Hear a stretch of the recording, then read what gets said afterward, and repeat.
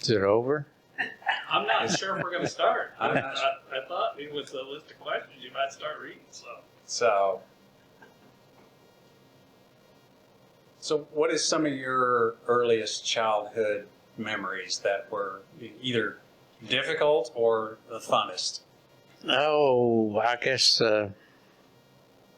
probably the first thing I can remember anyhow is being pushed in a little wagon that my brother had, and he was pushing me and went around the corner into the backyard, and there was a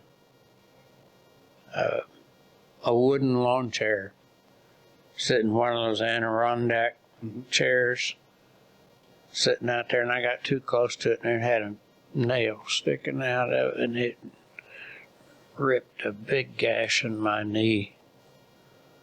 And Mom said, well, you got to go to the doctor. And I said, no, we don't have to go to the doctor. You can fix it. And she just put mercury comb on it and stuff like that, and taped it up, and we were good to go. How old do you figure you were?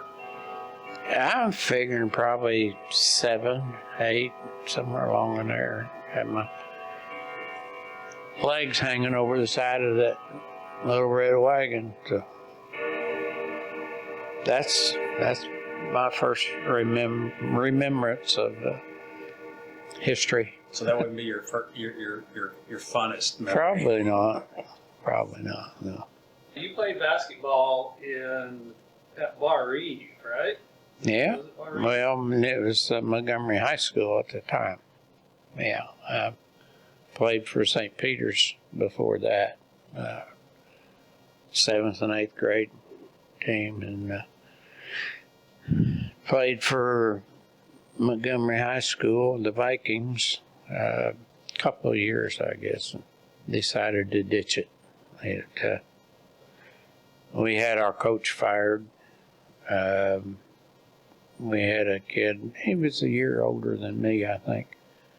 And his dad was on the school board and thought that he ought to be playing basketball, and he wasn't good enough. So Coach Craney wouldn't play him, so they let Coach Craney go. He was the winningest high school basketball coach in the state. And I didn't see eye to eye very well with the new coach that they hired. Chose not to play for him. Did you have a nickname when you were a kid, and if so, what was it? Pat. Well, let me see, what was it? Same guy that got the coach fired gave me a nickname, and I can't remember what the hell it was. It was from pitching softball. It was Smokey, I think he called me. I had a real fast smoke ball. He called me Smokey. But that was just a kind of a side thing, you know. Wasn't anything that caught on to anybody else. So. But that's the only nickname. I've been called a lot of things, but that's the only nickname I had, I think. Yeah. What was the first car that you owned? It was a 1953 DeSoto, green. It was not pretty. It belonged to Patty and I. She didn't drive very much, you know. Every once in a while she wanted a car, I'd get after it, you know. I'd find something else to do, but not very often. She didn't care for it. It was a big car. It was a big car, and it was pretty fast for an old car, DeSoto. But that's the first one we had. What was it like growing up in a small town as a twin? Well, since I didn't have any other experiences, I guess it was okay. It wasn't no big deal. She helped me a lot in school, not always on purpose, but. How did you learn or gain your appreciation for fishing? Dad he would go fishing, but he would usually go out to the creek, and I wasn't a big fan of that. But when I had the paper out, well, I found a pond on one of my customers' property, and that's where I got into bass fishing. I talked to him, and he asked him for permission to fish in this pond, and he said, I don't let anybody fish out there. I said, okay, I can appreciate that. So it probably not more than a week, maybe 2 weeks later, I was talking to him, and he said, if you want to fish in that pond back there, he says, it's okay with me. Make sure you close the gates behind you. I said, okay, I appreciate it. So why he changed his mind, no idea. How old were you? 10, 11, somewhere along in there. I figure probably the reason he changed his mind is because of the way I responded to his no. And anyhow, he come across pretty good. And I'd go out there and I'd catch 2 bass. Every time I went, I'd catch 2 bass. But it was that's what really got me hooked on bass fishing. I had a little popper, and using it on a bait casting. It's a little bitty light thing, and I'd sling that thing, and I'd get it where I wanted it to go. That was a story on the fishing. So, What was it that inspired you to enlist in the Air Force? my brother Joe was in the Air Force, and he was only in for 4 years. And I talked to Joe about it, and he encouraged me. And then when I did make the decision, he discouraged me. He said, "Hey, why don't you stay here? Why don't you go to college?" He said he would pay my tuition, going to junior college over in Vincennes. And I just told him, I said, I'd be wasting your money and my time, because I have no desire whatsoever to go to college at this time.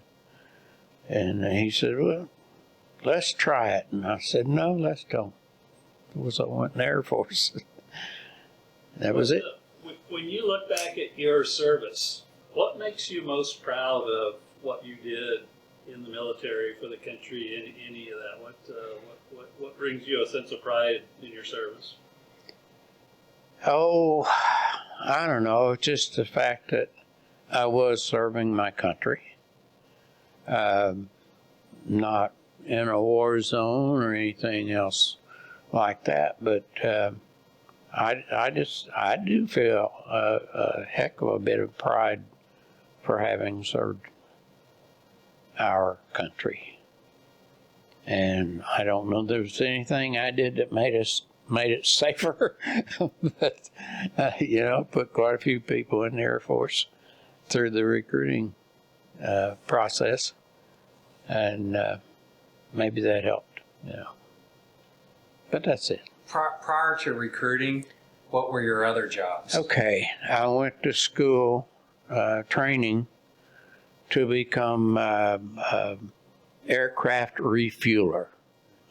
I went aircraft refueling school, and they informed us that the top students in that school after the 4 weeks would have an option to go into missile refueling. So I happened to qualify for that, and so I went into missile refueling. Completed the aircraft refueling school and the training, and then went directly to missile refueling school. And the rest is history. I could do any of it, aircraft or missiles. And I got to do quite a bit of aircraft refueling. So it's been a couple of decades for your service, and a lot of the guys that you served with, you still meet with. Absolutely. Can you talk about how that time in life helped you to form such a lasting relationship with your coworkers? Wow. That's a very, very good question. And we were a very close-knit organization in recruiting. There was people when I was at the recruiting group headquarters in San Antonio that I formed relationships with, and Ralph, being a number one, and Don Watson as well. And then I got transferred up here, and the chief and Gene Morrill, and they're just all good, close people, more than just a sergeant. They were friends as well. And that's where we developed that. And Dave Berry come in, and he's one of the most capable organizers I've ever seen in my life. He used to be under me in a way. I was a supervisor, and there wasn't no need to go inspect his office. Had to. That was a requirement. So coordinated, unbelievable. Unbelievable how he was. And you had such a strong bond with them. You've talked to both Mr. Watson and Mr. Morrow recently. And Ralph, and high school buddy of mine, Les, he was in the Air Force as well. But we still, us recruiters, we still meet every 3-4 months over at Bobby V's.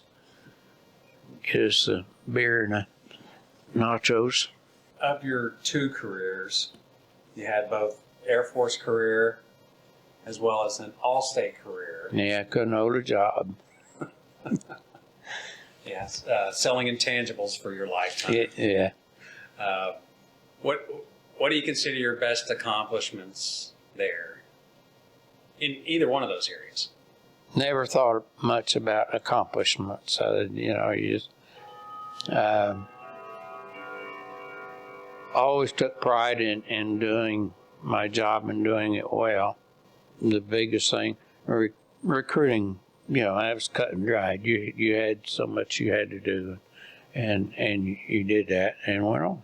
Probably the most pride I had with the Allstate was I was the very first agent that went directly to an office.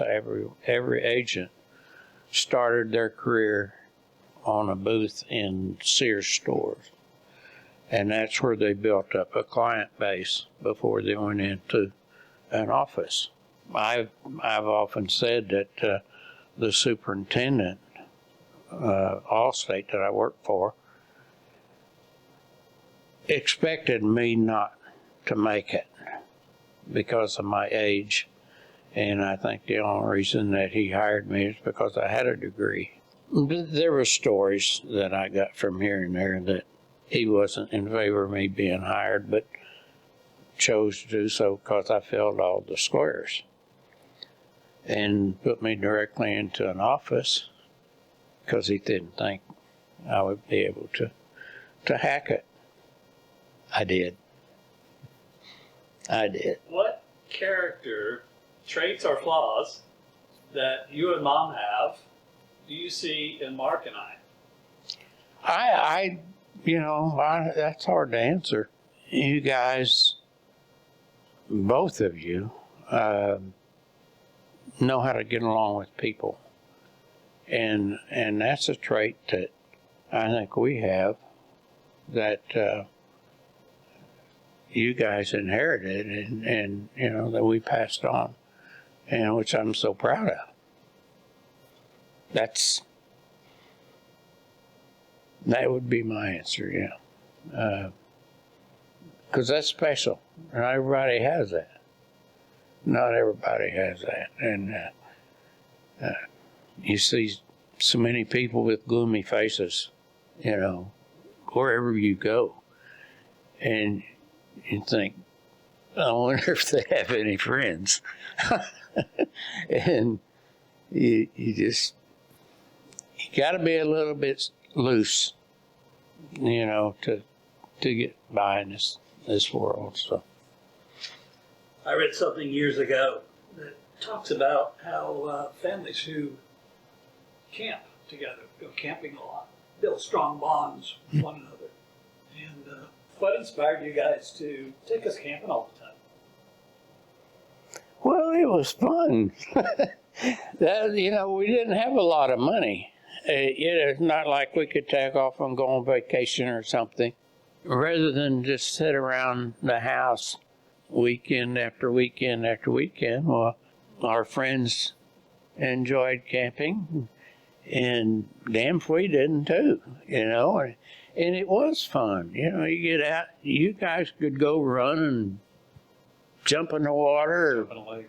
Yeah, eat minnows and stuff like that. And we enjoyed it, you know. Sometimes we'd have a little beer, and sometimes we didn't. But, oh, I don't know. I always enjoyed when you guys would go fishing with me. I've always remember that trip out to where the heck we went. But one trip out there, you picked a pimple and squeezed that. Oh, no. And I told you you'd squeeze some of your brains out, and it really bothered you, and I felt bad. Later, I never told you that. I felt bad too. Yeah, I know. But we had a lot of good times like that. And, This got to be. I want to say one thing. We feel so lucky that you guys are our sons. You've never given us any problems Really? that we would talk about. not in the last 3 years. But you know, you're Paul's- good guys. You married good girls. Your kids are okay. We just feel so thankful for that. All right, then.